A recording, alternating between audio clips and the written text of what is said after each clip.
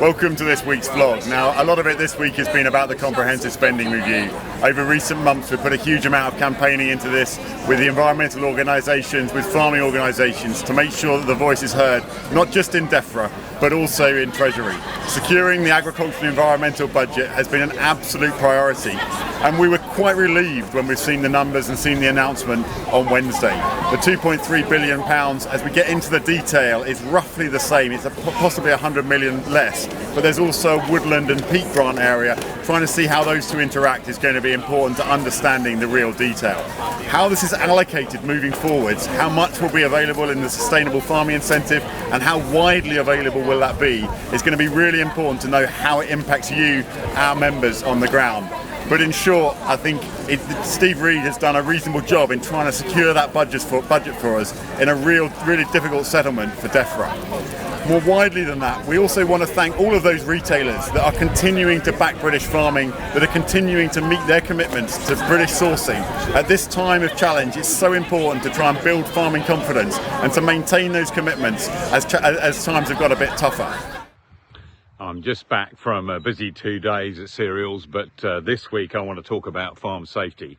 On Tuesday we had the meeting of the Farm Safety Partnership. That's a quarterly meeting where the whole industry comes together just to really focus on farm safety. And sadly, it's against a backdrop of a real spike in deaths recently in May. We know that May and September are the worst months for farm deaths, and sadly May 25 has proved no different. But still, we were doing some really good work. So we have a good campaign coming together on ATVs for this summer.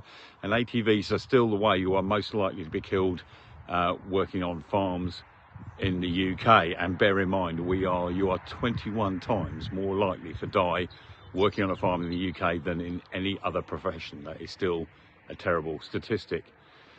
We've also had the trade press, so the Farmers Weekly and the Farmers Guardian joined us, and we were talking about how we can have joined up messaging and supporting those campaigns.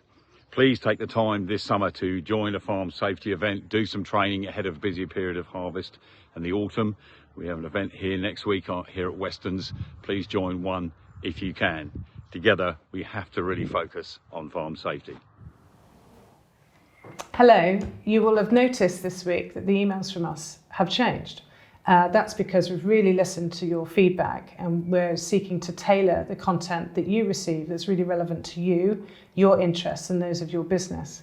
Please do take the time to go to NFU Online, our website, to the members area to update your preferences, and also encourage your family and those in your business who want to also engage with the NFU to keep yourselves updated on the things that really matter to you. Thank you. On Wednesday, after the spending review, I met with Steve Reed. While obviously we talked about the importance of securing that budget, we also talked about what is the Labour vision for the SFI. Next week, David and I are going to be meeting Daniel Zeichner, where we hope he will be able to tell us what his vision for the new scheme is. We also continue to work on the Gulf Cooperation Council agreement.